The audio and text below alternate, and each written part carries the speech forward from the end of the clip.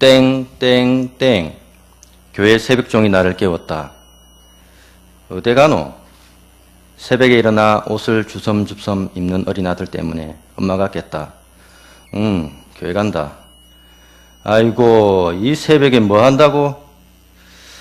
내가 어릴 적 살던 산동네에는 작은 교회가 하나 있었는데 우리 집 바로 옆이 그 교회였습니다. 저는 국민학교 다니기 전까지 고향인 경북 경산에서 할머니와 살다가 국민학교 1학년 때 부산 문현동 부모님 곁으로 왔습니다. 제가 교회를 맨 처음 가게 된 날은 매우 추운 겨울날 일요일이었습니다. 그날도 동네 아이들과 언 땅에서 터진 손으로 구슬치기를 하고 있었는데 저만치에서 누군가 우리를 부르는 것이었습니다. 그땐 뭔지도 모르고 예쁘게 생긴 그 여자 선생님을 따라 교회를 처음 갔었는데 마치고 나니까 새우깡도 한 봉지씩 주고 좋았습니다.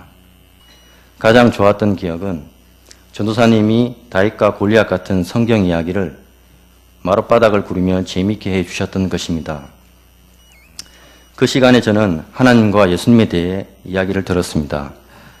하나님 외에는 절도 하면 안 되고 제사한 음식은 먹어도 안 되고 나쁜 죄를 지으면 바로 용서를 구하는 기도를 해야 한다는 것이었습니다. 그때 저희 집은 매우 가난했는데 아버지가 집안일을 잘 돌보지 않았고 집에도 잘 들어오지 않았기 때문에 엄마가 저녁 늦게까지 식당 일을 해야만 했습니다.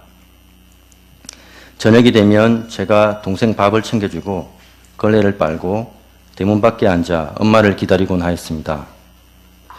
그러면서 하나님께 기도하면 마음의 평안이 가득 차곤 하였습니다. 지금 생각해 보면 그 어린아이의 마음에 예수님이 찾아오신 것이었습니다.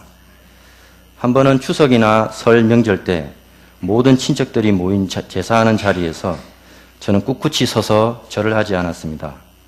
배운 대로 했기 때문입니다. 물론 그때 아버지를 비롯한 모든 가족들이 난리가 났습니다. 절한 음식은 먹지 않으려 애썼습니다. 온갖 구박과 아버지의 불같은 화가 겁이 났지만 중간에 엄마가 막아주셔서 그럭저럭 잘 넘어가곤 했습니다. 어릴 때 저희 신앙은 땅에 씨앗이 떨어져 자라난 새싹 같았는데 아버지의 교도소 수감과 어머니가 집을 나가심으로 인해 저희 식구는 친척집을 뿔뿔이 흩어져 전전하게 됨으로써 교회를 자연스럽게 못 다니게 되었습니다. 그러다 중3 때 다시 친구로 인해 교회를 다니다가 대학에 들어와서 신앙의 회복을 맡게 되었습니다. 한국 대학생 선교회 CCC를 통해 여름 수련회, 거짓 순례 전도, 일본 단기 선교, 금식 수련회, 사랑방 훈련 등을 통하여 형식적이고 관념적인 신앙의 틀을 깨고 어릴 적 만난 그 예수님을 다시 만나기 위해 노력했습니다. 막연하게 힘들 때만 하나님께 도와달라고 기도했던 신앙에서 예수님이 내 안에 들어오심으로 내 중심의 왕자에 앉으셔서 내 모든 영혼과 삶을 온전히 다스려 주시기를 기도했습니다. 그런 성령의 연합 속에서 내 안에 계신 하나님과 인격적 대화가 시작되었습니다. 어린아이같이 주께 묻고 의지할 때 그 높고 광대하신 하나님은 내 삶의 기쁨과 평안으로 찾아오셨습니다. 그 후 6년간 군 장교로 복무하다 여기 서울에 정착하여 편의점 사업을 하면서 결혼도 하고 두 아들도 낳아 잘 살고 있습니다. 지금까지 저의 삶을 돌아보면 하나님의 잘 짜여진 계획 속에서 적절한 시기에 사람들을 만나고 사업을 하고 결혼을 하고 동산교회에서 신앙생활도 하게 되는 인도함을 받아왔음을 알 수 있습니다. 모든 것이 완전하신 하나님의 도우심이요 은혜였습니다. 인생의 험난한 길 위에서 만나는 위기의 때에 제가 의지할 분은 하나님밖에 없었습니다. 하나님은 나를 지켜보고 계셨던 것입니다. 예수님을 모르던 가난하고 열등감을 가진 그 어린아이가 이제 하나님의 자녀가 되어 마음의 평안과 행복을 누릴 수 있게 되었습니다. 세상에서 다른 사람들이 알아주지 않아도 괜찮고 성공해서 돈을 많이 벌지 못해도 괜찮습니다. 제 안에는 주님이 주시는 영원한 생명과 마음의 평안이 있기 때문입니다. 내가 만난 예수님은 인생의 광야에서 나를 구원해 주신 분입니다.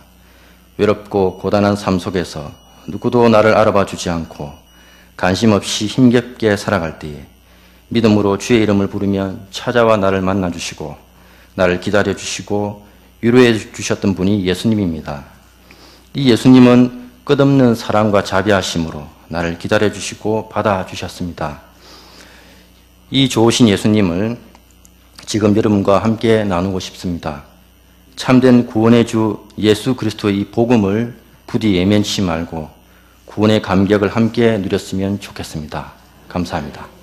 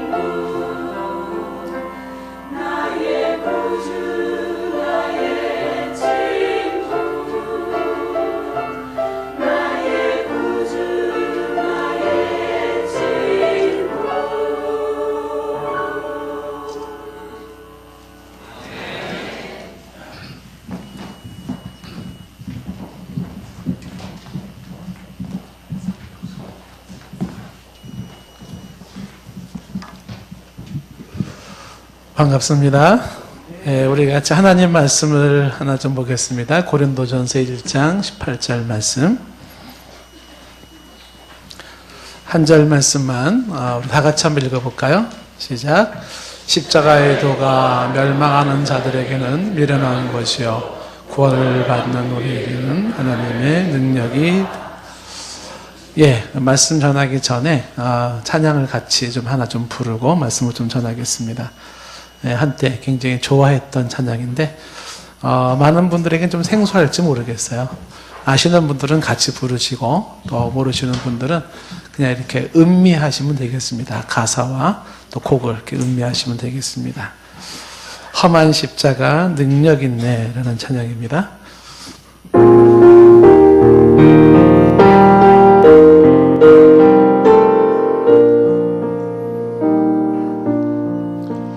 목적도 없이 나는 방황했네.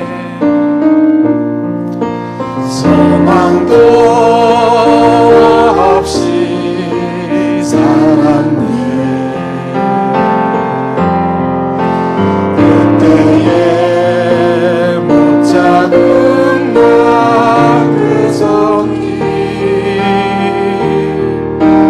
나에게 새 생명 주셨네. 험한 십자가에 능력 있네. 거기서 나의 삶이 변했네. 찬양하리 주의 이름 영원히. 주의 십자가 능력 있네. 나를 믿네.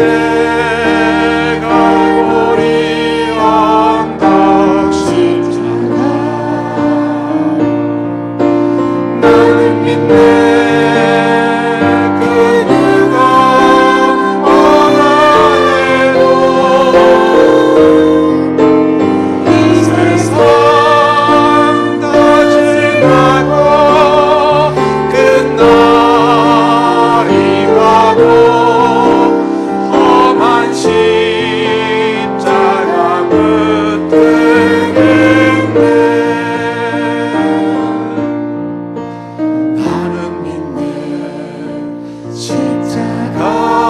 십자가에서 못 박힌 주 오늘도 세상 주시네. 날 새롭게 하셨네. 나는 새 비전을 십자가 잡고 살아가리.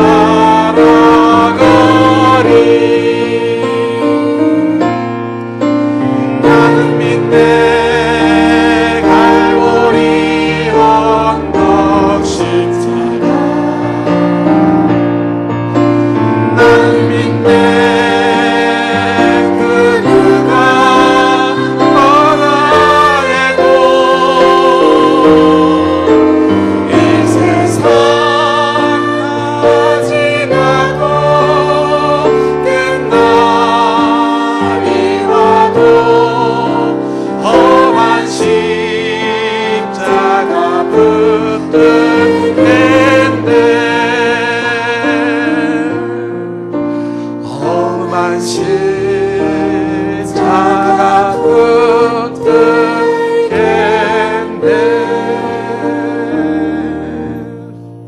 아멘. 네, 감사합니다. 이게 이제 영어 가사가 그 험한 십자가라는 단어가 영어 가사를 해석을 하면은 낡고 그다음에 누더기인 십자가예요. 그러니까 낡아 빠지고 누더기인 십자가를 나는 사랑하겠다라는 것입니다. 사랑할 게 없어서 낡아 빠진 그 누더기 십자가, 로마의 사형수 그 십자가를 사랑한다. 왜 그럴까요? 제가 이제 그 독일에서 우리 유학생들 집회를 할 때, 그때 이제 대조적인 한 경험을 한 게 있었습니다. 유럽 전체가 거의 대부분이 그렇지만, 유럽이라고 하는 나라가, 유럽이라는 그 대륙에 뭐 영국도 그렇고 프랑스도 그렇고, 독일에 여기에 다녀보면은 그 십자가가 걸려있는 교회들이 있습니다. 그런데 그 십자가가 지금도 걸려있는 교회들이 교회 용도로 쓰여지지가 않아요. 십자가는 걸어놨는데 그 건물이 호텔로 쓰여지거나 레스토랑으로 쓰여지거나 혹은 술집, 바로 쓰여지거나 그렇게 되어 있습니다. 입구에는 교회 표기도 되어 있고 십자가도 달아놓았는데, 근데 십자가로서 예수 그리스도를 믿고 예배하는 그런 터가 아닌 거예요. 관광객들은 그 건물들을 이제 바라보면서 사람들은 사진도 찍고 또 안내위원들은 안내를 하죠. 이 건물은 뭐 몇 년도에 무슨 양식으로 되어져서 이렇게 좀 많은 얘기를 합니다. 그렇지만 그것을 건축학적으로 혹은 고풍스러운 옛 모습으로 사람들은 기리고 좋아하긴 하지만은, 그런데 그게 십자가의 생명은 없었어요. 그 십자가 그 앞에서 눈물을 흘리는 사람들은 없었습니다. 십자가가 하나의 그냥 기독교 그 옛날에 장식물에 불과했던 것이죠. 그런데 그런 독일 내에서 학생들에게 집회를 하면서 제가 오늘 이 설교를 했습니다. 십자가에 관한 설교를 했어요. 십자가. 그랬는데 그 참석한 학생들이 그 말씀을 들으면서 하염없이 울기 시작하는 겁니다. 그냥 십자가, 예수님 십자가 얘기를 했는데 학생들이 눈이 퉁퉁 붓도록 울기 시작을 해요. 아침 식사 시간에 밥 먹으러도 안 하고 그냥 울면서 기도하는 겁니다.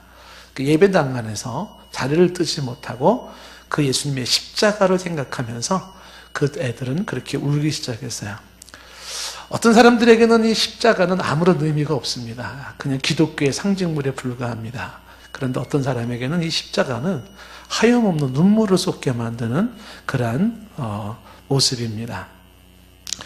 십자가라는 동상은 있지만, 십자가라고 하는 어떤 모양은 있지만, 십자가의 생명을 모르는 사람들과 그 십자가 생명을 아는 사람들의 차이인 것이죠.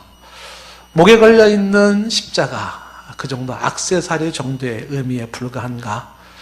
혹은 그 십자가는 관광용품에 불과한 것인가?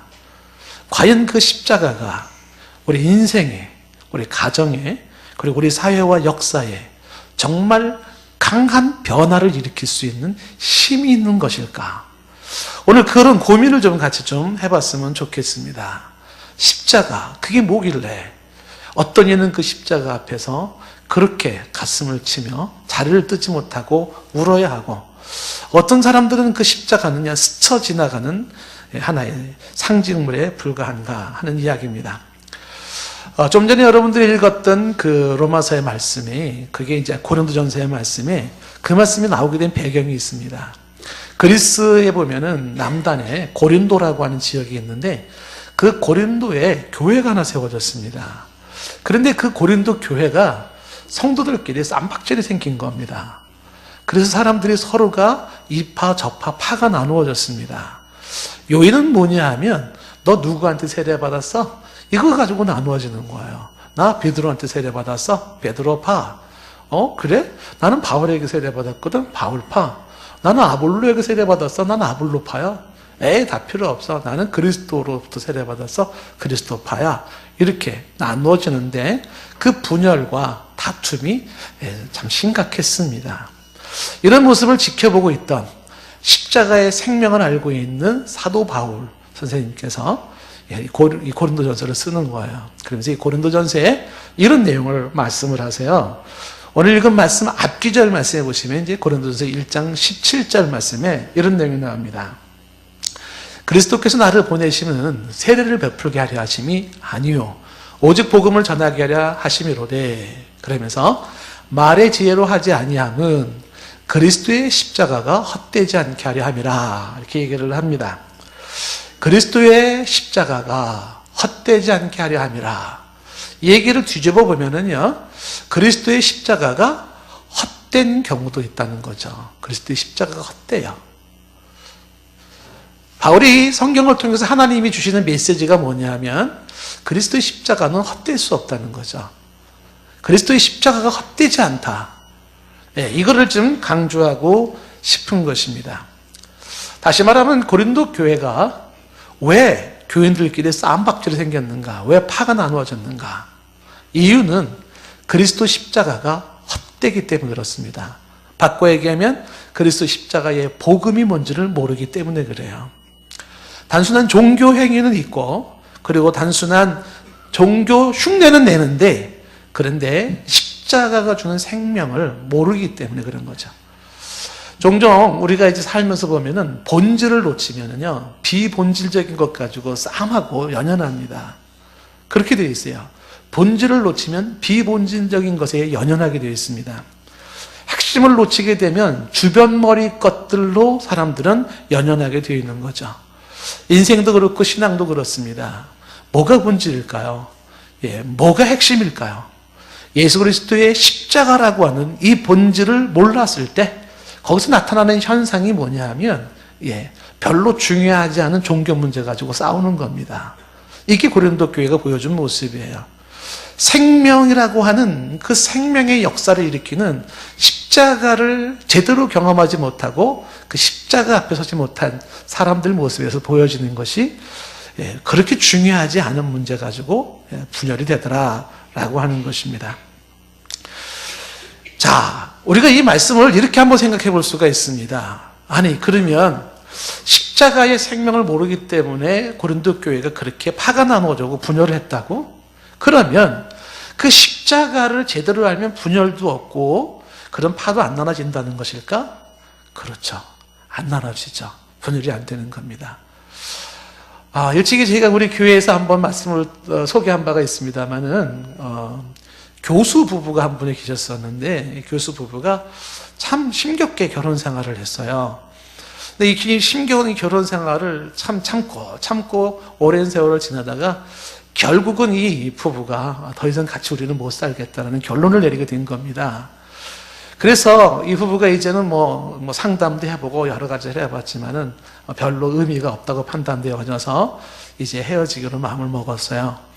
그리고 이제 그날 마지막 예배 때 남자 교수는 맨 앞에 이렇게 앉고 부인 되시는 교수는 저쪽 대각선 뒷자리에 이렇게 앉고서 아주 어두운 마음으로 그리고 아픈 마음으로 이렇게 예배를 드린 겁니다. 근데 그날 설교가 십자가예요, 십자가. 그 십자가 앞으로 사람들을 초대를 한 겁니다. 여러분, 예수 그리스도의 십자가 앞으로 나오십시오. 십자가 앞에 초대를 했어요. 사람들이 예수 그리스도, 십자가에 못 박힌 예수 그리스도를 묵상하고 그 십자가 앞에 사람들이 나아가는 그 마음이 그 십자가 앞으로 나아가기 시작을 하는데, 우리가 십자가에 가만히 서서 십자가 주 예수 그리스도를 묵상하게 되면 이 십자가가 정확하게 세 가지 메시지로 사람을 찌르게 되어 있습니다. 그 십자가가 주는 메시지가 첫 번째가 뭐냐 하면, 첫째 십자가를 가만히 보시면은 첫째 찌르는 메시지가 뭐냐 하면 내가 얼마나 흉한 죄인인지를 알게 합니다. 그 십자가 앞에 서서 십자가를 가만히 생각하고 묵상하면 왜 예수 그리스도가 이 땅에 오셨고 그는 왜 이렇게 처절하게 가시관을 쓰고 얼굴에 피를 쏟으면서 왜 이렇게 죽는 것일까? 그 십자가를 가만히 볼 때 그 십자가에서 주는 메시지가 죄인들을 향한 하나님의 극단의 조치, 그 죄인들을 사랑하사 죄인들의 그 죄의 저주에서 벗어나게 하시기 위한 하나님의 극단의 조치를 취하시는 건데, 그 예수님의 십자가 사건이 나랑 상관없는 사건이 아니라는 걸 깨닫게 돼요. 다시 말하면 그 십자가에 죽으신 그 달리신 예수님, 피범벅이 된 예수님, 그 예수님이 시선과 나의 시선이 마주치는 그 순간에 거기서 보여지는 게 뭐냐면 내가 죄인이라는 사실이에요. 이 십자가는 그 누군가를 위한 게 아니라 바로 나 같은 죄인을 위한 사건이라는 것. 그 십자가 앞에서 내가 흉한 죄인인 걸 깨닫게 되어집니다. 그러면서 이 십자가가 주는 두 번째 메시지가 뭐냐면 죄의 형벌이 얼마나 무서운 건지를 보여주고 말해주는 겁니다. 사람이 가지고 있는 죄라고 하는 것이 받아야 할 그 저주가, 죄의 저주가 얼마나 처참한 것인지를 그 십자가가 말해주는 거예요. 하나 더 그 십자가가 우리의 가슴을 찌를 수 있는 메시지는 뭐냐면 하나님의 사랑이 얼마나 큰 것인지 그 하나님의 사랑을 말해주는 겁니다. 십자가 앞에서 이토록 독생자 그의 아들을 죽기까지 죄인을 사랑하신 하나님의 사랑이 그 크신 사랑하심을 보여주고 있는 거죠. 그 십자가 앞에서 자신의 죄인된 모습, 처절하게 흉한 모습으로 냄새나고 벌레가 껴있는 것 같은 그 흉한 내가 죄인이라는 사실과 함께 그리고 그 죄의 형벌이 얼마나 처참한 것인지 그리고 그 죄를 용서하시기 위한 그 죄인을 품기 위한 하나님의 사랑이 얼마나 큰 것인지를 십자가가 말해주는 거예요. 그 교수 부부가 그 십자가 앞에 나간 겁니다. 나가서 십자가를 묵상하면서 이 두 부부가 그 경험한 거예요. 내가 얼마나 큰 죄인인가. 이 죄가 얼마나 참 무서운 하나님의 형벌, 진노, 저주를 만드는 것인가. 그리고 이 죄인을 살리기 위하여, 구원하기 위하여 대신 그 십자가에 그 예수를 죽게 하신 하나님의 사랑이 얼마나 큰 것인가. 이 사실을 깨닫게 된 것이죠. 예배가 끝나고 그 교수 부부는 어떻게 됐을까요? 눈이 퉁퉁 부어가지고요. 하도 울어가지고. 그리고 둘이 손잡고 나갔어요. 십자가가 하나 되게 만들어요. 십자가의 생명을 놓치는 그 고린도 교회는 분열하고 싸우고 나누어졌어요. 저와 여러분들이 종종 십자가 앞에서 만나야 돼요. 너도 십자가 앞으로 가고 나도 주 예수 십자가 앞으로 가. 그래서 그 십자가 앞에서 만나야 돼요. 그 십자가 앞에서 주님과의 나와의 관계 속에서 너와 나의 관계가 형성될 필요가 있다고 하는 것입니다. 갈라디아서 3장 28절 말씀에 이런 말씀이 나옵니다. 너희는 유대인이나 헬라인이나 혹은 종이나 자유인이나 남자나 여자나 다 그리스도 예수 안에서 하나다라는 얘기를 해요. 유대인이나 헬라인이나 이 얘기는 인종적 차별을 넘어서 그렇지 인종적인 차별을 넘어서 종이나 자유자나 이것은 사회적인 차별을 넘어서 그런 거예요. 여자나 남자나 여자라는 것은 성적인 차별을 넘어서 그리스도 예수 안에서는 하나가 되어버려요. 하나. 십자가 앞에서는 부자도 없고 가난한 사람도 없어요. 그 십자가 앞에서는 많이 배운 사람도 없고 못 배운 사람도 없어요. 그 십자가 앞에서는 잘난 사람도 없고 못난 사람도 없어요. 그 십자가 앞에서는 다 똑같은 죄인이에요. 그 십자가 앞에서는 다 똑같은 하나님의 사랑을 받는 거예요. 거기에서 모든 것이 다 하나가 되는 것을 말씀하고 있는 것입니다. 자, 그러면서 이 십자가를 이야기를 하는 거죠. 고린도전서 2장 1절 말씀 이하에 사도 바울이 이런 얘기를 하죠. 형제들아 내가 너희에게 나아가 하나님의 증거를 전할 때 말과 지혜의 아름다운 것으로 아니했다. 말과 지혜의 아름다운 것으로 아니했다. 얼마나 말을 잘할 것인가, 얼마나 철학적인 이야기를 할 것인가, 얼마나 아름다운 이야기를 할 것인가, 그런 걸 하지 않았다는 거예요. 그럼 뭘 했을까요? 이어지는 2절 말씀에 이런 말을 합니다. 내가 너희 중에서 예수 그리스도와 그의 십자가에 못 박히신 것 외에는 아무것도 알지 아니하기로 작정하였음이니라. 문제가 무엇이냐 하면 예수 그리스도의 십자가, 그것만을 말하고 싶었다는 거죠. 말의 문제가 아니고 혹은 논리의 문제가 아니라 철학의 문제가 아니고요, 학식의 문제가 아니에요. 어떤 경제 논리 문제도 아닙니다. 중요한 건 그리스도 십자가 사건이에요. 십자가 사건. 요 같은 맥락이 좀 전에 읽었던 고린도전서 1장 17절 말씀에서도 그런 얘기를 합니다. 고린도전서 1장 17절 말씀 말하기를 아까 얘기할 때 지금 나를 보낸 것이 뭐냐 하면 복음을 전하게 하려 하심이라고 말을 하면서 그 다음에 이런 얘기를 했어요. 말의 지혜로 하지 아니한다. 왜 그럴까요? 그리스도 십자가가 헛되지 않게 하려 하심이라 것이죠. 말의 지혜로 하지 않는다. 말을 얼마나 재밌게 하는가, 말을 얼마나 감동적으로 얘기하는가, 말을 얼마나 심오하게 하는가, 그런 문제가 아니에요. 그게 아니라는 거죠. 십자가, 예수 그리스도의 십자가 사건을 말함으로써 그 예수 그리스도의 역사적 십자가의 사건이 그 2000년 전에 저 이스라엘 땅에서 그렇게 양손에 못을 받고 다리에 발에 못을 받고 옆구리에 창을 찔리고 가시관을 쓰고 있는 그 역사적 사건이 나와의 만남이 중요하다는 거예요. 그 예수라고 하는 그 역사적 사건이, 십자가의 사건이, 그것이 나랑 상관이 있는, 내가 그 사건을 만나는 게 중요한 거라는 거죠. 논리를 잘 피는 게 중요한 게 아니고요, 얼마나 철학이 심오한 얘기냐가 중요한 게 아니라는 거죠. 말의 문제가 아니라는 거죠. 이 대철학자인 사도 바울이 이야기하기를 그런 문제가 아니라는 거죠. 중요한 건 예수 그리스도가 계신데 그분이 십자가에 죽으셨다는 거예요. 그 역사적 사실을, 그 사실이 바로 당신과 만나야 하고 그 사실이 나와 만나서 그 사건이 곧 나랑 상관이 있는 사건이 되어야 한다는 것입니다. 그래서 이걸 말로 지혜로 하지 아니었다. 만약에 이걸 말의 문제로 했다면 예수님의 십자가는 사건은 헛된 사건이 되고 만다라는 것이죠. 그래서 다시 고린도전서 2장 1절 말씀에 말하기를 내가 너희에게 증거할 때 어떻게 했어요? 말과 지혜의 아름다운 것으로 하지 아니했다는 겁니다. 2절에 말한 것처럼 내가 너희 중에서 예수 그리스도와 그의 십자가에 못 박히신 것 외에는 아무것도 알지 아니하기로 작정하였습니다. 이만큼 십자가가 가지고 있는 의미가 크다고 하는 것이죠. 자, 그런데 지금 이 십자가에 목을 메고 있고 이 예수 십자가를 자랑하고 말하고 있는 이 사도 바울이 그러면서 이제 고린도전서 오늘 읽었던 1장 18절 말씀을 하는 거예요. 그 십자가가 말이죠. 십자가의 도라는 건 이 도가 메시지예요.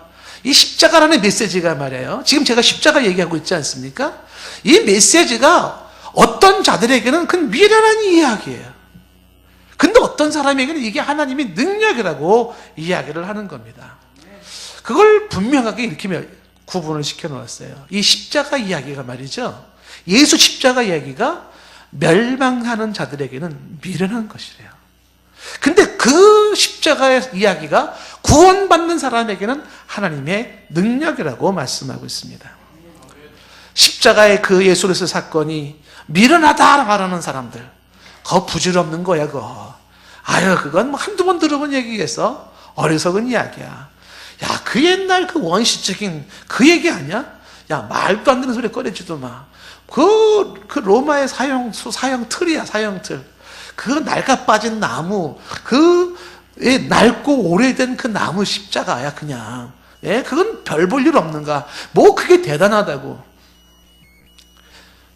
십자가의 이 이야기가 미련하게 들려요. 그것이 부질없게 들려지는 사람, 그런 사람인데 그런 사람들은 멸망하는 자들이라고 성경은 분명히 얘기를 해요. 그렇지만 그 똑같은 십자가 이야기가 어떤 사람에게는 한없는 눈물이 되고 그 십자가, 험한 십자가 나는 사랑하겠다, 그 십자가를 붙잡고 그 십자가 앞에서 일어나지를 못해요. 누가 그럴까요? 구원을 얻는 사람이라고 말을 하고 있는 것입니다. 자, 이 예수 그리스도의 십자가의 사건이 지금 저와 여러분, 말씀을 듣는 저와 여러분에게 바로 이것이 구원의 능력으로 여러분에게 와닿는 은혜가 있었으면 좋겠어요. 이거는요, 제가 설교를 얼마나 잘하냐 문제가 아니고요, 제가 얼마나 논리적으로 설명을 잘하느냐 문제가 아닙니다. 정말 하나님의 은혜와 성령의 역사하심으로 예수 그 십자가의 사건이 내 앞에 펼쳐지고 그 십자가의 사건이 나의 사건으로 내 마음속에 부딪히는 사건으로 와 닿는 게 중요한 것이에요. 몇 사람 예를 한번 좀 들어보고 싶은데요. 우리가 지금 종교개혁을 맞이해서 500주년 기념을 맞이해가지고 일찍이 제가 여러 번 소개를 했습니다, 우리 교인들에게. 그 마틴 루터 얘기를 좀 다시 한번 소개를 하고 싶어요. 이 마틴 루터라고 하는 사람이 개신교를 사실상 시작한 사람이라 이렇게 보는 거죠. 그 이전에도 종교개혁자들이 있었지만 공식적인 건 이 마틴 루터가 95개조 반박문을 쓰면서부터라고 보는 거죠. 자, 이 루터의 삶을 한번 가만히 들여다보십시오. 이 사람은 1483년도 10월 10일 날 독일의 아이슬레벤이라고 하는 곳에서 장남으로 출생을 했습니다. 어린 시절에 이 마틴 루터가요, 너무 배가 고파서 호두알, 그걸 2개를 몰래 훔쳐 먹었다가 어머니한테 종아리가 피가 나도록 맞았어요. 왜 훔쳐 먹냐라는 거죠. 그게 루터의 어린 시절이에요. 이 루터가 5살 됐을 때요, 라틴어 학교를 다녔는데, 이 루터는 자기가 다니는 학교를 악마의 학교라, 5살짜리가 악마의 학교라 그랬어요. 왜 그랬을까요? 그 학교는요, 애들이 조금만 잘못하면은요, 막 때렸어요. 그러니 어린 나이에 장난치다가 조금만 문제가 생기면 터져야 되는데, 어떤 날에 이 마틴 루터가 교장 선생님한테 아침부터 하교할 때까지 15번을 맞은 적도 있어요. 학교 가고 싶을까요? 그러니까 이 5살짜리가 말을 하기를 악마의 학교, 가기 싫은 학교, 이렇게 된 거죠. 이 루터가 이렇게 엄한 가정과 엄한 학교에서 컸습니다. 그렇게 성장하는 이 루터에게서는요, 늘 따라붙는 게 있었어요. 두려움, 죄의식, 그리고 반항하고 싶은 모습이었습니다. 교회를 가면 교회는 율법으로 굳어져 있어서 예수 그리스도 그러면 심판자로만 인식이 되어져요. 사랑의 그리스도의 개념이 없어요. 공포의 그리스도예요. 벌 주시고 심판하시고 진노하시는 그런 하나님, 그런 그리스도예요. 교회가 가고 싶었겠습니까? 어린 나이에 학교도 교회도 별로 가고 싶지 않았던 거죠. 그런 마틴 루터가 1498년도 고등학교 입학했을 때는요, 집에 생활이 좀 어려워가지고 길거리에서 노래 부르면서 거리를 돌면서 국어를 해야 했습니다. 부모는 이 루터에 대한 기대가 있었어요. 그래서 1501년에 아버지의 강곡한 그런 권유로 독일의 명문대학인 에르푸르트 대학에 입학을 하고 1502년에 학사학위를 취득을 합니다. 그리고 21살 되던 1505년에 주변의 사람들이 패스트 전염병에 의해서 막 죽어가기 시작할 때 이 루터 마음속에 스며들어오는 게 있었어요. 죽음이란 무엇인가, 이거예요. 그리고 그 죽음에 대한 알 수 없는 공포감이 자기를 엄습해오고 있었고, 그리고 인생 정말 덧없다, 이게 루터가 생각하게 되었던 것이에요.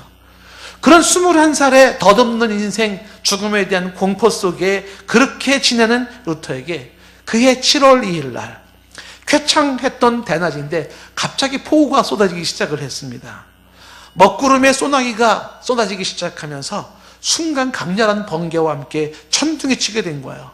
루터 바로 앞에 벼락이 떨어졌습니다. 이때 루터가 그 앞에서 바싹 엎드리며 벌벌벌 떠는 거죠. 그리고 그 순간 소리 질렀습니다. 나를 살려준다면 내가 수도사가 되겠습니다. 이렇게 소리를 치게 되고, 그 약속 때문에 이 루터는 수도원에 이제 들어갈 그런 기회가 생긴 겁니다. 어거스틴 수도회라고 하는 곳에 들어가서 루터는 거기에서 엄격한 순종과 그리고 청빙과 순교를 강조하는 훈련을 받습니다. 깊은 기도와 명상을 통하여서 철저한 순종, 깨끗한 삶, 순결한 삶을 그렇게 추구합니다. 그런데 루터가 그곳에서 청변한 삶을, 순결한 삶을, 그리고 주께 순종된 삶을 살면 살수록, 고행을 하면 할수록, 그리고 애를 쓰면 애를 쓸수록 그는 죄 때문에 더욱 괴로워했습니다.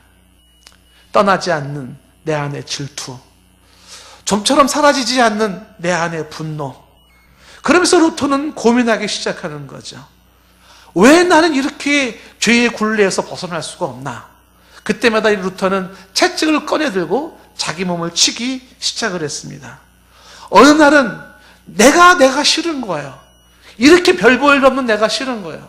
그래서 채찍을 너무나도 세게 때려가지고 기절한 적도 있었습니다. 루터에게는 깊은 회의가 찾아왔습니다. 나의 금식, 나의 철야기도, 나의 고해성사, 나의 미사, 나의 고행이 하나님 심판대 앞에서 과연 나를 구원할 수 있을까 하는 것이었습니다. 그 괴로움이 너무 커서 이 루터는 울부짖어야만 했었어요. 너무 괴로운 나머지 이 루터가 당시 비텐베르그 대학의 부총장이었던 스타우피츠 선생님을 만나서 상담을 하는 거죠. 자신의 이 문제를 상담을 하는 것이에요. 그때 스타우피츠 선생님께서 루터에게, 그 괴로워하는 루터에게 이런 얘기를 해줬습니다. 자신이 죄인이라고 느낄 때, 회초리를 몸에 대기보다 십자가에 못 박혀 피 흘리신 예수를 바라보게나. 내가 죄인이라고 느낄 그때에 더 나를 때리는 회초리의 그 모습보다 십자가에 못 박혀 피 흘려 계시는 예수님을 바라보라 라는 얘기를 하죠. 회초리를 의지하지 말고 십자가의 예수 그리스도를 의지하라는 이야기입니다. 그 얘기가 그렇게까지 루터를 완전히 사로잡은 메시지는 아니었습니다. 그러다가 27살 되던 해에 이 루터는 로마를 방문할 기회가 있었었고요. 거기서 속죄의 계단이라고 하는 라테라노 성당, 그 계단을 무릎으로 올라가기 시작하죠. 왜냐하면 당시에 그 계단 무릎으로 하나씩 오를 때마다 9년간의 죄가 속죄된다고 하는 전설이 있었기 때문에 그래요. 그래서 고행을 하면서 그 죄를 씻어내기 위하여 그 계단을 올라가고 무릎으로 올라가죠. 끝까지 피먹이 들도록 올라가면서, 그리고 또 회의에 빠진 거죠. 이게 과연 나의 죄를 사할 수 있는 것일까 하는 문제입니다. 그러면서 1512년에 신학 박사학위를 받고 1515년에 그는 로마서 강의를 계속했습니다. 박사가 되고 교수가 됐어요. 그러던 어느 날 교수가 되어 박사가 된 예수도사가 로마서 1장 11절을 읽다가 온몸에 감전된 것 같은 전율을 느끼기 시작을 합니다.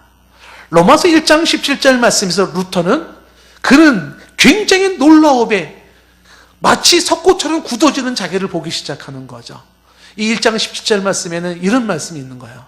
복음에는 하나님의 의가 나타났다. 하나님의 의. 이게 뭐지? 하나님의 의, 이게 뭐지? 루터는요, 사람이 만드는 사람의 의가 아니라 하나님이 만들어 놓으신 하나님의 의가 있다는 사실에 눈이 열리기 시작을 하는 거예요. 내가 만들어가는 나의 의로움이 아니라 하나님이 만들어 놓으신 하나님의 의가 있다고? 그게 복음에 있다고? 의인은 그 믿음으로 산다. 이 이야기에 루터는 가슴이 뛰기 시작을 했습니다. 하나님의 의라니? 이게 뭐지? 하나님이 만든 의가 있는데 그 하나님이 만든 의는 뭐냐면 독생자 그의 아들을 이 땅에 보내사 세상의 모든 죄를 짊어지고 한 마리 희생제물 양이 되어져 저주를 입은 그 모습으로 십자가에 못 박혀 돌아가게 하심으로 말미암아 모든 인류가 받아야 할, 저와 여러분이 받아야 할 그 죄를 독생자 아들을 이 땅에 보내서 그에게 뒤집어 씌우고 죄 없는 그가 한 마리의 희생제물로, 화목제물로 그렇게 십자가에 죽게 하심으로써 그 예수 그리스도를 통하여 이루어지는 의, 그게 하나님의 의예요. 그 예수 그리스도를 대속에 죽으신 예수를 믿음으로 말미암아 사람이 의로워질 수 있다라고 하는 그 하나님의 의가 복음에 담겨져 있었던 거예요. 루터는 그동안도 자기가 만든 의를 추구했었어요. 나의 고행으로, 나의 수행으로, 나의 노력으로, 나의 수고로. 그러나 그것은 해결책이 아니었었어요. 기절할 정도로 자기를 때리고 수도 없는 작은 학대를 해오고 피멍이 들도록 무릎으로 계단을 올라가지만 어찌할 수 없는 인간의 모습, 오늘도 죄로 얼룩지는 모습들, 그리고 번민해야 되고 괴로워해야만 하는 그 인간의 실존, 이것이 내심으로가 아닌 하나님이 만들어 놓은 그 의를 믿음으로 받아들임으로써 십자가 예수 사건으로 만들어 놓은 하나님의 의를 내가 내 것으로 만들면서 그걸 선물로 받아들이면서 의롭다 인정을 하심을 받을 수 있는 이 길을 보게 된 겁니다. 사람이 의로워지는 건 자기의 노력과 수고로 되어지는 것이 아니라 하나님이 만들어 놓으신 그거를 받아들임으로 된다는 사실이죠. 루터는 가슴이 뛰기 시작을 했어요. 눈이 커지기 시작을 했습니다. 그리고 그동안 자기 인생에서 그토록 고통스럽게 지내왔던 죄, 심판, 죽음, 의로움, 예수 그리스도, 이 단어가 퍼즐처럼 쫙 껴지기 시작한 것이에요. 아, 이게 이런 연관이 있는 거구나. 죄, 심판, 죽음, 의로움, 예수 그리스도. 그동안 가톨릭에서 속았다고 루터는 생각을 했어요. 가톨릭은 행위로서 구원을 받는다고 행위를 강조했고 신부의 면죄부를 사서 그것으로 죄를 사한다고 했었었는데 속았다는 생각이 드는 것이죠. 하나님의 의가 예수 십자가 복음에 있는데 내가 이거를 모르고 부질없는 것으로 인생을 살았다는 것이 너무 억울해서 그것을 온 천하에 선포하기 시작하고 종교개혁이 일어나게 된 것입니다. 십자가의 복음을 발견한 것은 루터만이 아니었죠. 이미 루터가 태어나기 500년 전에 사도 바울이라는 사람이 이걸 알았던 거예요. 이걸 알았어요. 십자가의 비밀을 알았어요. 이 비밀을. 사도 바울이라는 사람이 구약 성경에 능통한 학자로 살았어요. 근데 사도 바울의 삶도 늘 고민에 사로잡힌 게 뭐냐 하면 내 안에 두 개가 싸우고 있는 거예요. 원하는 바 선이 있는데 원치 않는 악을 행하는 겁니다. 수도 없이 무너지는 자기를 보면서 이 사도 바울이라고 하는 사람도 괴로웠었어요. 오호라, 나는 참으로 비참한 사람이로다. 누가 나를 이 사망의 몸에서 건져낼 것인가 괴로워했었어요. 그때 이 사도 바울도 눈이 확 열린 게 십자가에 달리신 예수 사건이에요. 십자가에 달리신 예수 사건이 뭘 의미하는 것인가? 그건 내가 이룰 수 없는, 내가 해결할 수 없는 바로 그 의의 사건이 거기서 이루어진, 왜 예수님이 이 땅에 오셔야 했었고 왜 예수님이 그렇게 처절하게 죽어야 했었는지, 왜 예수님이 보혈의 피를 쏟아야 했는지, 왜 예수님이 그렇게 십자가에 죽어야 했는지 눈이 열리는 그 순간에 그 예수 십자가에 죽은 사건은, 그것은 그 옛날 그 어떤 사건이 아니라 바로 나를 위한 사건이었고, 그 사건은 곧 나에게 해방과 자유와 의롭게 하시기 위한 사건인 것을 알게 되면서 그 사건을 믿음으로 받아들여 그것으로 인하여 의에 이르게 되었던 것입니다. 그것을 로마서에 썼던 거예요. 복음에는 하나님의 의가 있다고. 그 사도 바울의 발견을 루터가 발견한 것입니다. 루터만 발견하고 사도 바울만 발견했을까요? 그렇지 않죠. 여러분, 블론즈 파스칼이라는 사람을 기억을 하실 거예요. 컴퓨터의 시초가 사실상 이 사람부터라고 이야기하시는 분이 있는데 천재적인 수학자 아닙니까? 이 블론즈 파스칼도 마찬가지입니다. 이 사람도 십자가의 주 예수 그리스도를 만난 경험을 해요. 1654년 11월 23일 날 밤 10시 30분이에요. 그때 이 십자가에 달린 예수 그리스도의 그 의미, 십자가에 달리신 예수 그리스도의 그 가치에 눈을 뜬 이 블론즈 파스칼, 방세로 유명한 이 파스칼은요, 지금 루터나 바울처럼 똑같이 가슴이 뛰기 시작하는데 그는 평생 죽을 때까지 옷소매에 가지고 다녔던 메시지가 있습니다. 그 메시지가 뭐냐면 이렇게 글이 쓰여 있는 메시지입니다. 확실, 감격, 환희, 평화, 예수 그리스도 나의 하나님. 환희, 환희, 환희. 이 환희의 눈물. 나는 주님으로부터 멀리 떠나 있었고 생명의 근원인 주님을 내가 버렸도다. 아, 나의 하나님, 나의 하나님. 영생은 곧 유일하신 참 하나님과 그의 보내신 자 예수 그리스도를 아는 것입니다. 예수 그리스도, 예수 그리스도. 나는 그를 피하고 버렸건만, 내가 그를 십자가에 못 박았건만 주는 나를 떠나지 않았네. 주님이 나를 불렀네. 그리고 이 예수 그리스도에 대한 감동을 그 양표지에 적어가지고 옷소매에 붙이고 평생을 살았던 사람이에요. 이 파스칼이 말이죠, 방세에 이런 글을 하나 써놨습니다. 참 역시 아주 그 깊이 보는 그 안목이라고 생각이 되어지는데, 그 예수님을 만난, 십자가 예수 그리스도를 만난 파스칼 얘기에서 이런 얘기가 나와요. 자신의 비참함을 모르고 하나님을 알면 오만해지고, 내가 얼마나 비참한 존재인지를 몰라요. 그리고 신앙생활을 하고 하나님을 논합니까? 그런 사람은 오만해진대. 오만해. 자기가 얼마나 더러운 죄인이고 비참한 존재인지를 모르면서 하나님을 믿고 신앙생활하면 오만해진다는 거예요. 반대로 하나님을 모르고 인간의 비참함을 알면 절망에 빠진다. 하나님을 모르고 인간이 얼마나 비참하고 내가 얼마나 비참한 존재인지 이것만 알게 되면 절망에 빠진다는 거예요. 그러면서 하는 이야기가 예수 그리스도를 알게 되면 그 중용을 취하게 된다. 왜냐하면 그를 통해서만 신과 인간의 비참함을 함께 할 수 있기 때문이다. 두 가지를 알아야 된다는 거죠. 나의 비참함과 하나님의 십자가의 대속의 사랑을 알아야 한다는 겁니다. 내가 지독한 환자라는 걸 모른다면 명약이 약으로 느껴지지 않는 것이죠. 그리고 그냥 자신이 환자지만 우쭐거리고 살아가는 것이에요. 반대로 자신이 지금 환자인 것을 알고 있고 여기 어마어마한 명약이 있는 걸 모른다 그러면 고민하고 절망하고 쓰러질 수밖에 없다는 거죠. 나의 지독한 질병인 비참한 나의 실존을 깨닫고, 그리고 이것을 치료하기 위한 명약인 예수 그리스도의 십자가, 그것을 통한 하나님의 사랑을 알 때 거기서 진정한 우리의 삶의 건강이 찾아올 수 있다는 것입니다.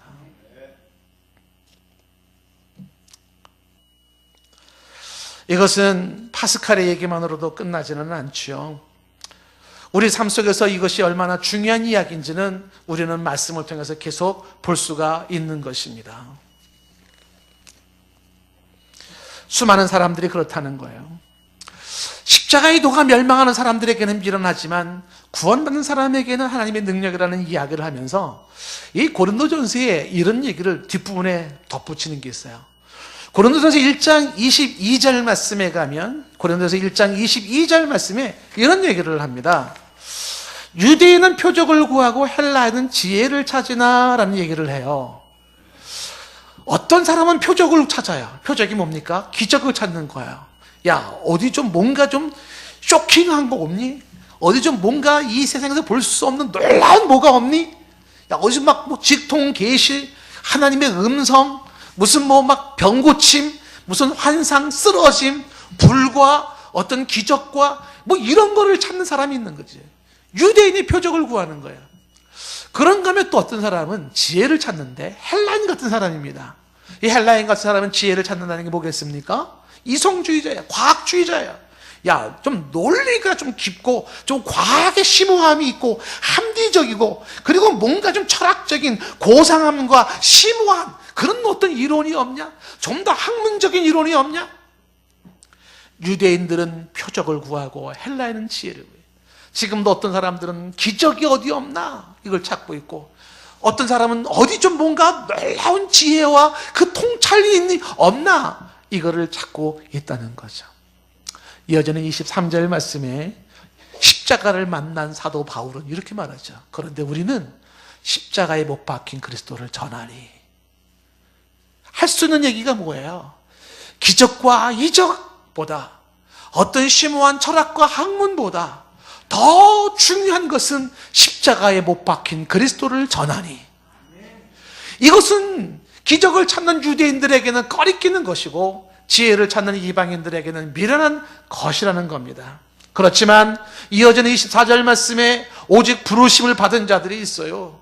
이런 사람들은 유대인이든 헬라인이든 기적을 찾는 사람이든 지식을 찾는 사람이든 그 부름받은 사람들은 그리스도는 하나님의 능력이요 하나님의 지혜가 된다는 사실입니다. 십자가, 예수 그리스도의 십자가. 돌아가신 사랑의 교회 옥하는 목사님이 이런 얘기를 합니다. 그분이 안희숙 씨라고 하는 이제 일제시대 때의 신사참배를 거부했던 교사로서 옥수아리를 했었던 분인데, 이 안희숙 씨의 글을 읽으면서 옥하는 목사님이 충격을 먹은 거예요. 이 안희숙이라는 사람의 글을 보면은 그 테이프를 들었다고 했는데 거기 보면 신사참배를 거부했다는 이유로 일본 치하에서 5년, 6년을 감옥살이를 합니다. 근데 이 안희숙 씨의 감옥 생활이 참 처참한 감옥 생활이에요. 손톱이 빠지고요, 머리카락이 빠지고 피부가 쪼그라들어요. 그런 초라한 감옥 생활을 했던 이 안희숙이라는 분이 옆방에 미친 여자가 동상이 걸려가지고 발이 썩어가는 거야. 그 썩어가는 그 여인의 발을 이 안희숙이라는 분이 몸으로 끌어안고서 그걸 녹여주는 거예요. 미친 여자의 썩은 발을 이걸 끌어안고 녹여주는 거죠. 그러면서 이 안희숙 씨가 이런 고백을 합니다. 나는 감옥에서 배가 고파서 울어본 적은 없습니다. 너무 추워서 울어본 적도 없습니다. 너무 힘들어서 울어본 적도 없습니다. 그런데 십자가, 그 십자가를 묵상하면 할수록 나는 한없이 눈물이 나서 그렇게 울어야 했습니다. 그 추운 겨울날 십자가를 묵상하며 그렇게 울어야 했던 그 눈물이 내리다가 볼에서 그 눈물이 얼어붙었대요. 봄에 그 눈물이 떨어지면서 고름과 함께 떨어져 나가기 시작했다는 거예요. 그렇게 십자가 생각하며 울어했었던 안희숙 씨 이야기를 옥하는 목사님이 그 얘기를 테이프를 들은 거예요. 그 옥 목사님이 고백을 하시는 거죠.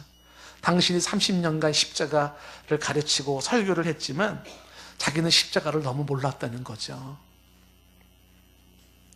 주 예수 그리스도 십자가 앞에서 지난날 지은 죄로 아파하며 회개의 눈물을 흘리고 날 구원하시려 대신 죄의 저주를 받으신 예수 그리스도의 그 은혜에 또 울고 나를 이토록 사랑하신 하나님의 사랑에 감동하여 또 그렇게 울어본 적이 없었던 자신을 치면서 옥 목사님이 또 우시는 거예요.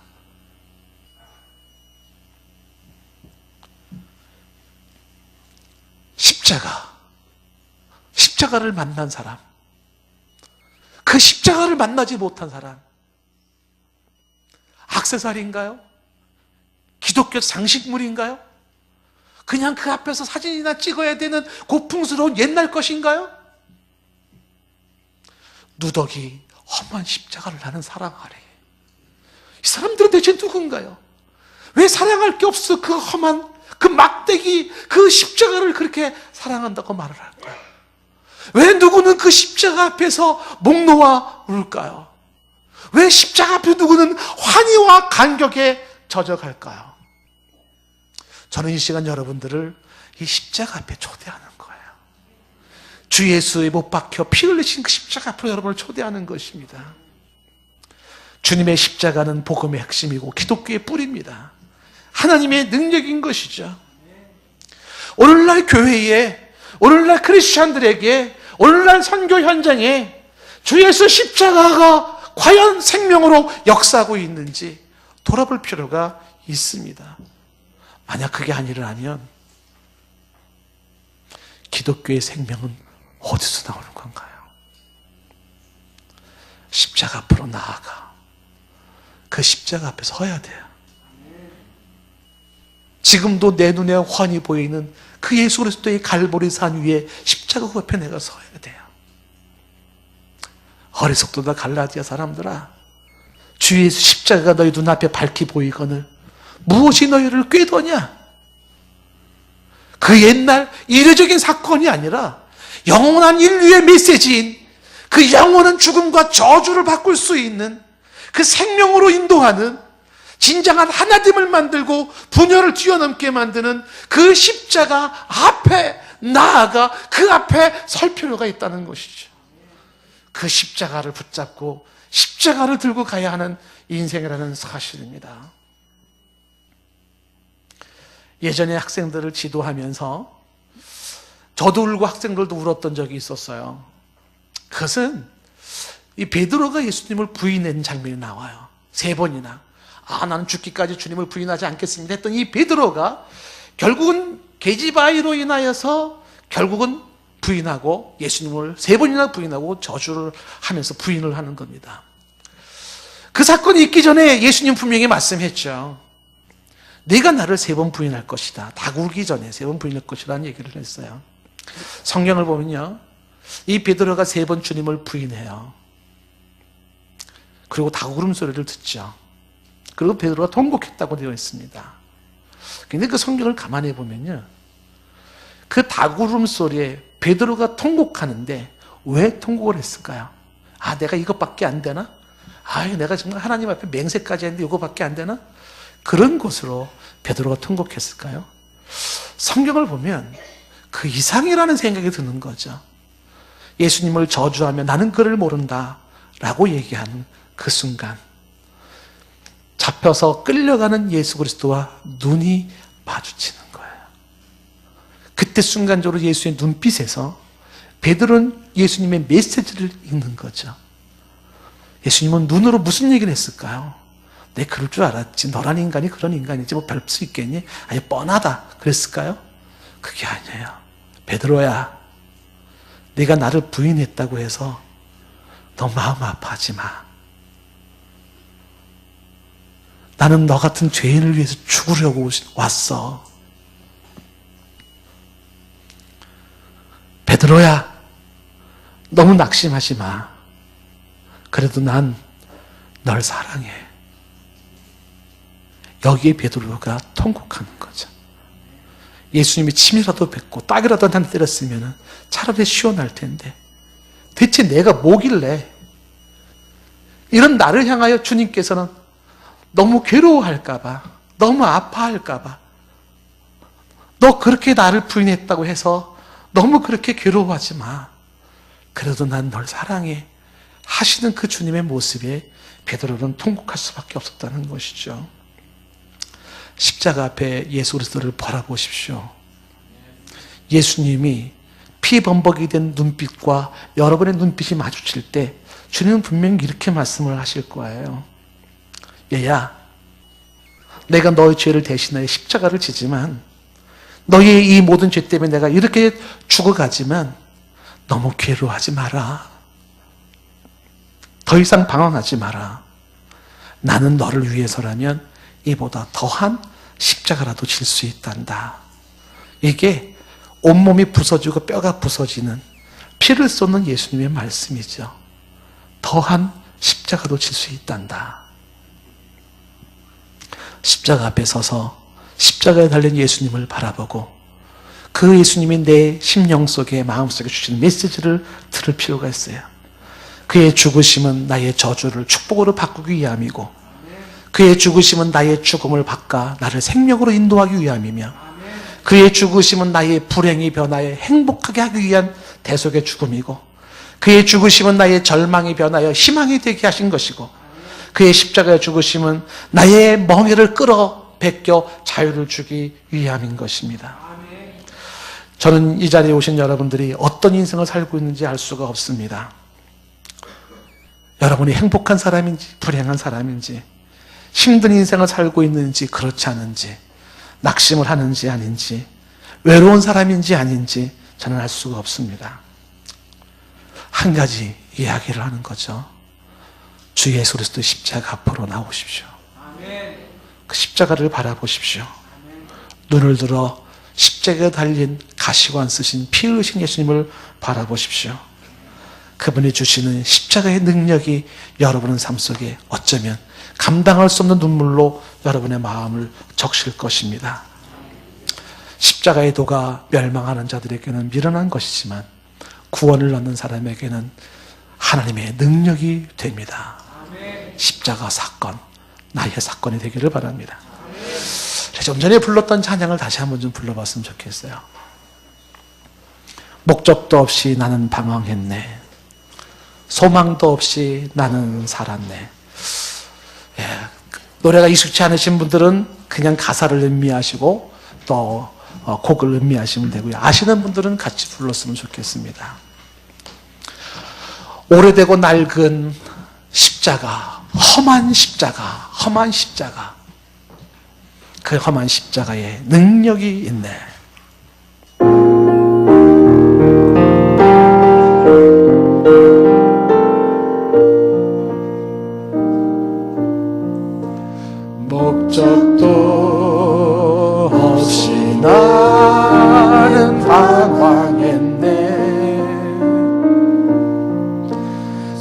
소망도 없이 살았네. 그때에 못자국 난 그 속이 나에게 새 생명 주셨네. 험한 십자가에 능력 있네. 거기서 나의 삶이 변했네. 찬양하리 주 이름 영원히. 주의 십자가 능력 있네. 나는 믿네. 갈보리 언덕 십자가. 나는 믿네. 그 누가 뭐라 해도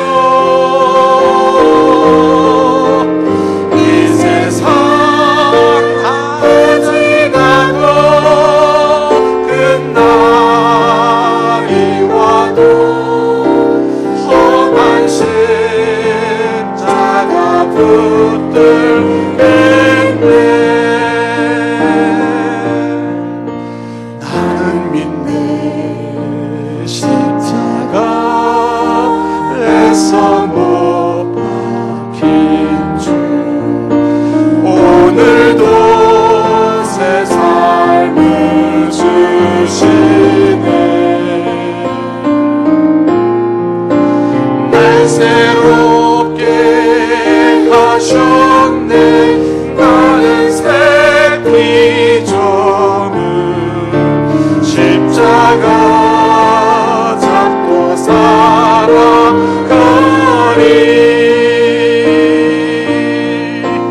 나는 믿네. 갈보리 언덕 십자가. 나는 믿네. 그 누가 뭐라 해도 이 세상 다 지나고 끝날이 와도 험한 십자가 붙들겠네. 험한 십자가 붙들겠네. 우리 잠시 눈을 좀 감고요. 우리 찬양을 다시 한번 좀 불러주시고, 짧은 길지 않은 시간이지만 어쩌면 이게 우리 인생의 정말 최대의 전환점이 될지도 모릅니다. 다른 거 생각하지 마시고요. 갈보리산 언덕 위에 서 있는 십자가, 그 십자가에 매달리신 예수 그리스도를 바라보십시오. 주님의 피범벅된 그 얼굴의 그 시선이 정확하게 여러분의 눈을 향하고 있음을 확인할 때 그 십자가 사건은 나를 위한 사건으로 내 인생의 중요한 내 마음속에 새겨진 십자가가 될 겁니다. 찬양을 부르실 분은 부르시고, 그리고 십자가를 묵상하실 분은 묵상하는 시간을 잠시 갖도록 하겠습니다. 목적도 없이 나는 방황했네. 목적도 없이 나는 방황했네. 소망도 없이 살았네. 주님의 도와주심이 있었으니까 그렇게 도와주시옵소서. 왜 주님 내가 너를 사랑하노라. 주의 사랑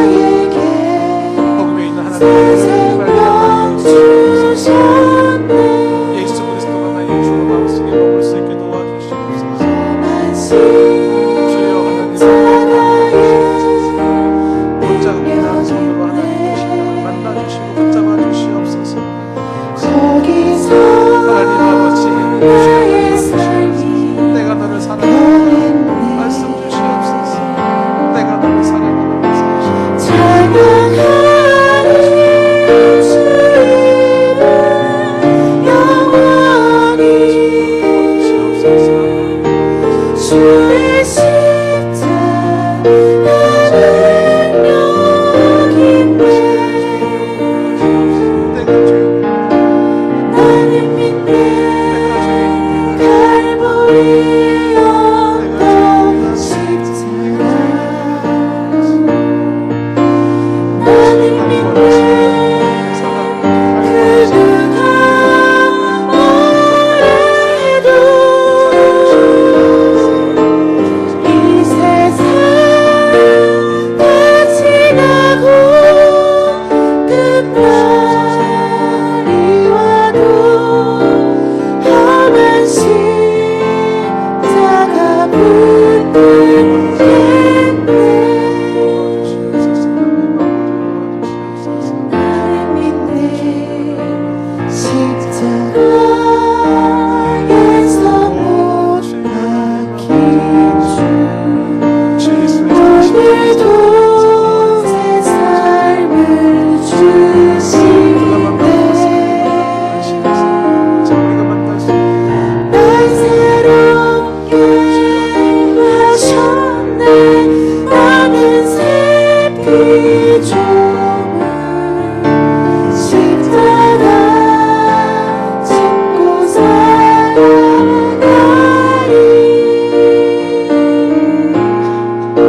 나는 믿네 갈보리 언덕 십자가 나는 믿네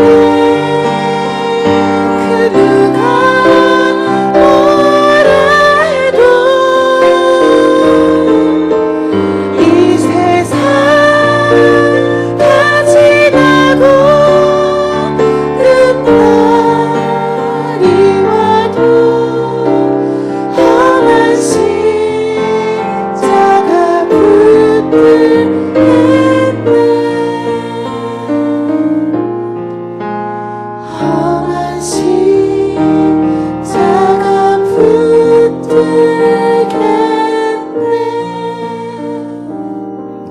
눈을 뜨지 마시고요. 그냥 속으로만 응답하셔도 좋습니다. 주 예수의 십자가를 제가 믿겠습니다. 혹시 그런 분들은요, 마음속에 예라고 말씀하시면 좋겠어요. 주 예수 십자가,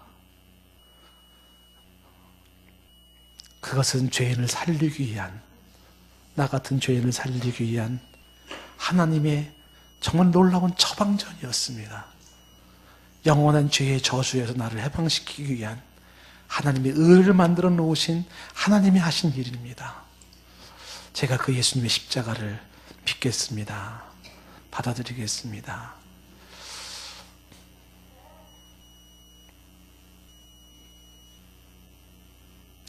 하나님 아버지, 우리들 마음속에 주 예수 그리스도의 십자가가 세워지게 하여 주시옵소서.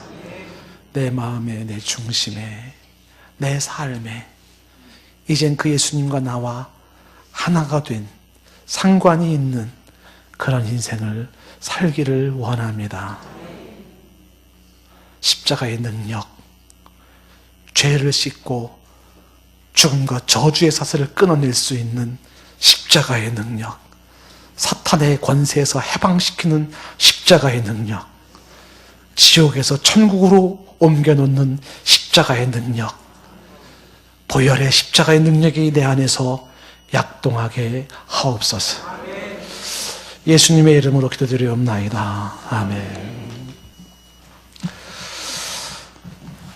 하고 싶은 얘기가 굉장히 많지만 다른 얘기보다도 가장 중요한 본질에 해당되는 십자가 얘기를 여러분에게 말씀을 드렸는데요.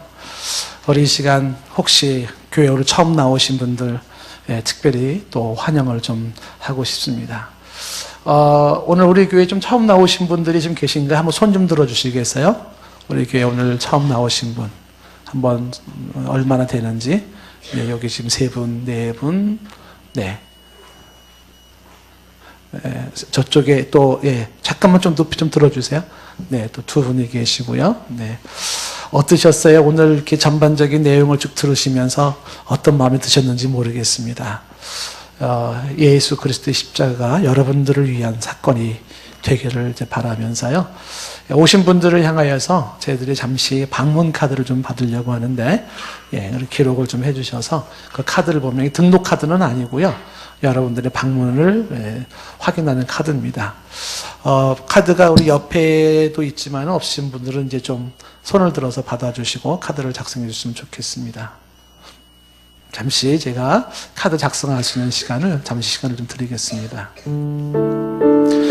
우리 카드 작성하는 동안에 기존 성도님들은 옆에 분들이랑 같이 예수님의 십자가에 대한 고백을 좀 서로가 좀 나눌 수 있으면 좋겠습니다. 서로를 향하여서 내게 있어서 예수 그리스도의 십자가, 그것이 나를 위한 사건으로 또 함께 좀 나눌 수 있었으면 좋겠습니다. 한 1분 정도 옆 사람과 같이 좀 교제하고 대화할 수 있는 시간을 좀 드립니다.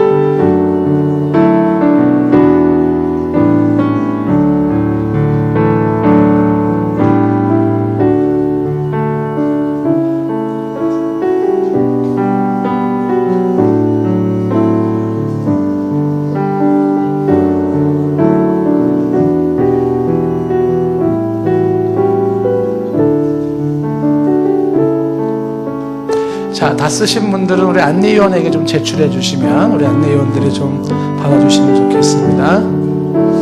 다시 한번 저에게 오신 것을 환영하면서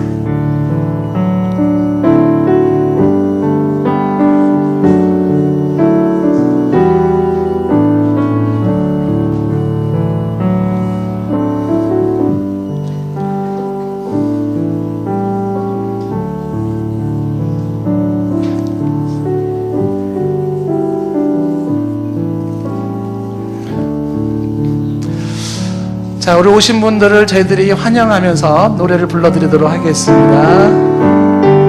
또 안 쓰신 분들은 지금이라도 써서 주시면 좋겠습니다. 당신은 사랑받기 위해 태어난 사람, 당신의 삶 속에서 그 사랑받고 있지요. 당신은 사랑받기 위해 태어난 사람, 당신의 삶 속에서 그 사랑받고 있지요. 태초부터 시작된 하나님의 사랑은 우리의 만남을 통해 열매를 맺고, 당신이 이 세상에 존재함으로 인해 우리에게 얼마나 큰 기쁨인지.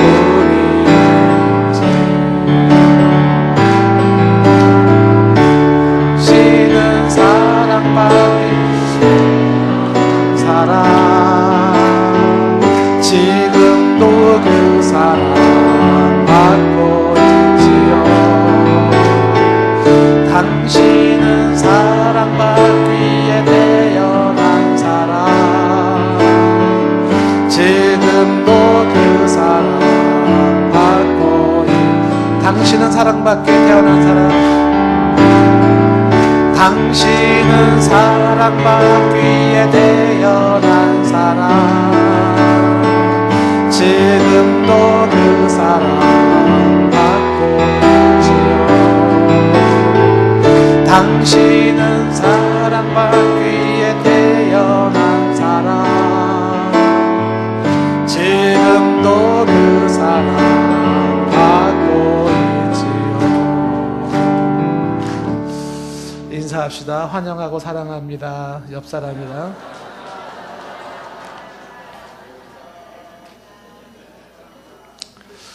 네, 이제 제가 마무리 기도로 마치고요. 내일은 우리 김종찬 목사님 모셔서 또 함께 본인의 간증과 찬양과 함께 또 시간을 갖고 복음으로 초대해 주실 것이고요. 그리고 또 이제 화요일 날에는 또 우리 조희 선교회 대표이시는 김수옥 목사님께서 또 여러분들을 또 복음으로 좀 초대하는 좋은 시간을 가질 겁니다. 수요일 날에는 이제 우리 옹기장이라고 하는 한국의 대표적인 중창단인데 그 팀이 또 함께 여러분과 함께 또 좋은 은혜의 시간을 가질 겁니다. 내일도 7시 저희들이 시작을 하고요. 6시 반에 오시면은 여기 3층에 저녁거리를 좀 준비해놨어요. 샌드위치나 이렇게 또 먹을 거를 준비했으니까 오시고 대신에 6시 50분 되면 문을 닫습니다. 그 되면은 이제 내려오셔서 여기서 준비를 하셔야 되니까 미리 오셔서 또 식사도 하시고 교제하셔도 좋겠습니다. 오늘도 가보니까 아주 뭐 준비를 잘 해놓았는데 그렇게 또 필요하신 분들 음식을 나눠주시면 좋겠고, 그 다음에 이제 또 내일도 여러분 또 함께 좋은 시간 가졌으면 좋겠습니다. 우리 한 번만 더 인사해 볼까요? 내일 봅시다.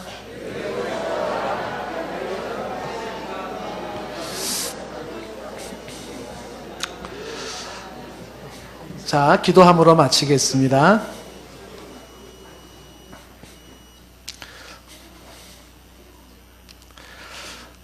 주 예수 십자가의 이야기가 오늘 처음인 사람들에게는 오늘의 인생의 새로운 출발점이 되게 하옵시고, 그동안 주 예수 십자가가 잊혀진 사람들에게는 다시 한번 그 십자가 붙잡고 십자가를 내 가슴속에 세우며 확인하는 시간 되게 하여 주시옵소서.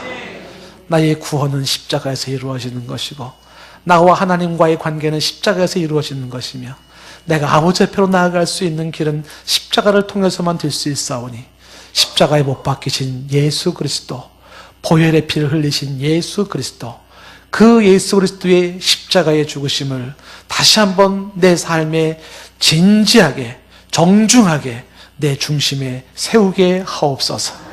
십자가의 능력이 주는 자유와 십자가의 능력이 주는 평강과 십자가의 능력이 주는 기쁨이 우리의 심령을 지배하기를 원합니다. 지금은 우리 주 예수 그리스도의 은혜와 하나님 아버지의 극진하신 사랑하심과 성령의 충만케 하심이 오늘도 주 예수 십자가를 바라보며 나아가는 주의 자녀들 백성들 머리 위에 지금부터 영원토록 함께 있을지어다. 아멘.